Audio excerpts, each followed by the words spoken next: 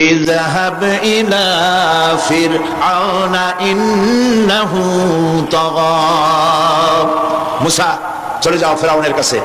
ফেরাউন সরকাশ হয়েছে, সীমা লঙ্ঘন করেছে, তার কাছে চলে যাও, দ্বীনের দাওয়াত তাকে পেশ করো। মুসা আলাইহিস সালাম চলে গেলেন। মুসা আলাইহিস সালাম ভয় পেলেন না। মুসা তো একা, কয়জন? একা। তিনি এ কথা ভয় পান নাই যে আল্লাহ একটা গভর্নমেন্ট সরকার চালাচ্ছে, প্রেসিডেন্টের কাছে আমার একার দাওয়াত দিতে পাঠাও, আমার যদি মারি ফেলে দেয়, এই চিন্তা তিনি করেছেন? করেন না। তিনি শুধু একটা দোয়া করেছেন, রব্বি শরহ লি সাদরি ওয়া ইয়াসসির লি আমরি ওয়াহলুল উকদাতাম মিন লিসানি ইয়াফকাহু কওলি।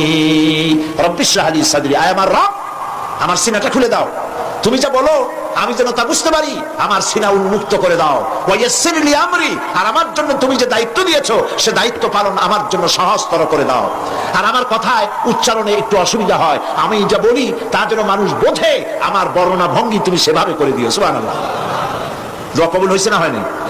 নবীর দোয়া কবুল হবে না হবে কার দোয়া? দোয়া কবুল।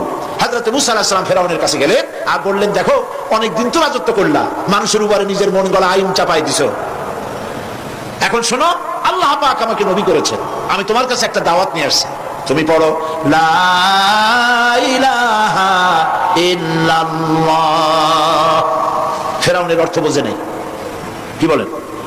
বুঝেছে।